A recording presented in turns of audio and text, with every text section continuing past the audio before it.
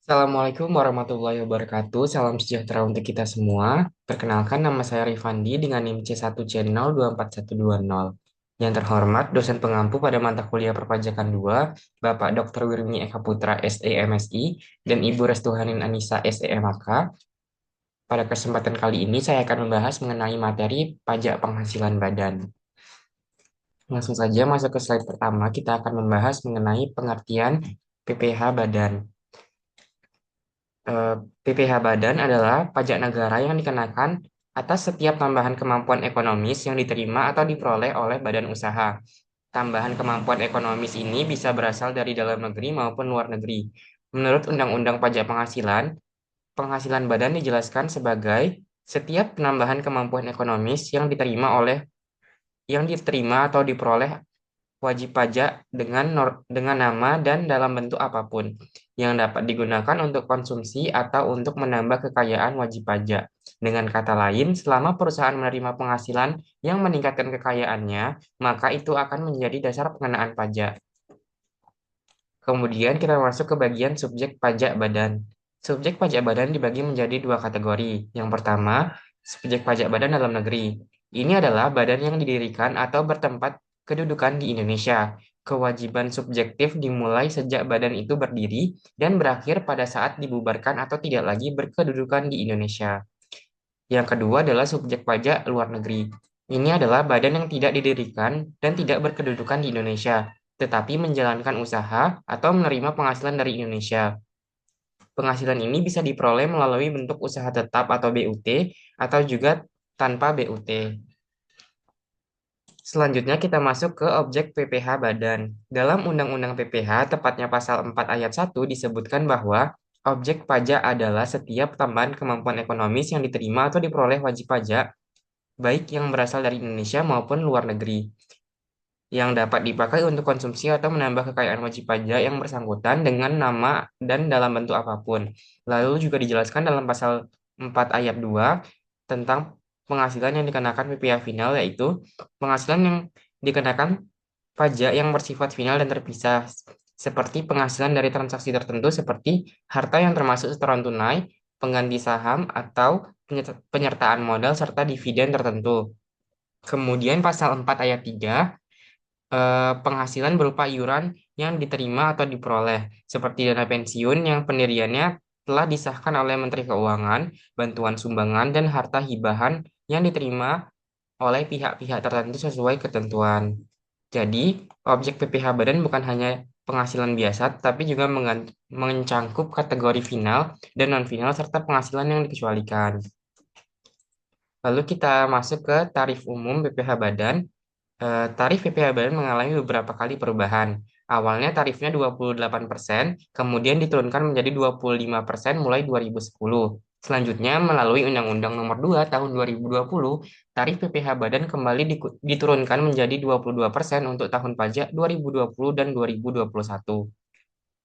Dan yang terakhir, melalui UU HPP Nomor 7 Tahun 2021 ditetapkan bahwa tarif umum PPh badan adalah yang berlaku saat ini 22% mulai tahun pajak 2022 hingga sampai sekarang. Lalu ada tarif khusus perusahaan terbuka. Perusahaan terbuka bisa mendapatkan penurunan tarif sebesar 3% dari tarif normal, sehingga tarifnya menjadi 19%. Namun, fasilitas ini hanya dapat digunakan apabila memenuhi persyaratan tertentu sesuai Peraturan Menteri Keuangan Nomor 40 Tahun 2023. Misalnya, minimal 40% saham beredar di publik, lalu diperdagangkan di bursa, dan memenuhi ketentuan tentang kepemilikan dan laporan kepatuhan.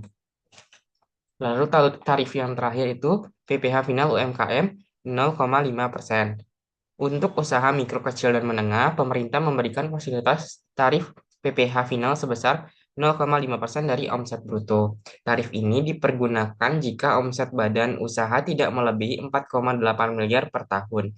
Tarif ini diatur dalam Peraturan Pemerintah Nomor 23 Tahun 2018 dan masa penggunaannya dibatasi, yaitu 7 tahun untuk WP orang pribadi, 4 tahun untuk koperasi, CV, dan firma, 3 tahun untuk perseroan terbatas atau PT. Setelah masa itu habis, maka perusahaan harus menggunakan skema perhitungan pajak yang normal.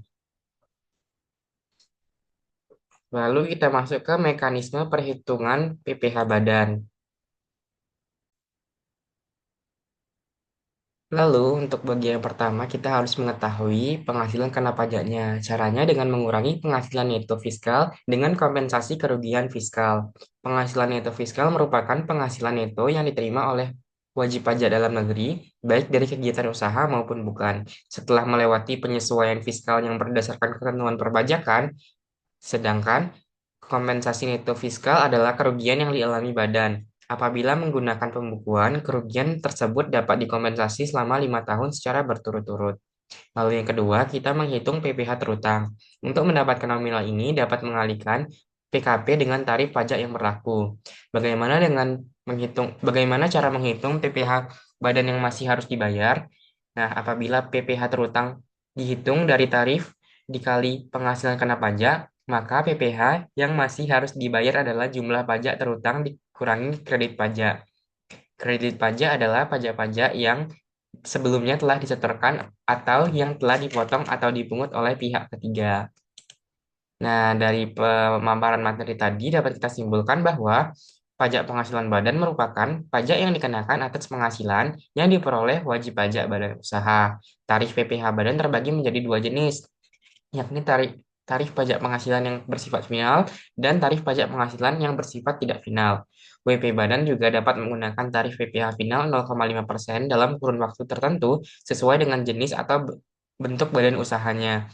Dengan adanya fasilitas PPh Badan final 0,5% tersebut, maka kita dapat memilih tarif pajak yang tepat dan sesuai dengan kondisi usaha, sehingga diharapkan dapat membantu untuk mempermudah dalam memenuhi kewajiban wajib pajak badan dan dapat membantu mengembangkan usaha. Sekian pemaparan dari saya mengenai materi PPh badan. Mohon maaf apabila ada kesalahan dalam pemaparan materi. Saya akhiri wabillahi taufiq walhidayah. Wassalamualaikum warahmatullahi wabarakatuh.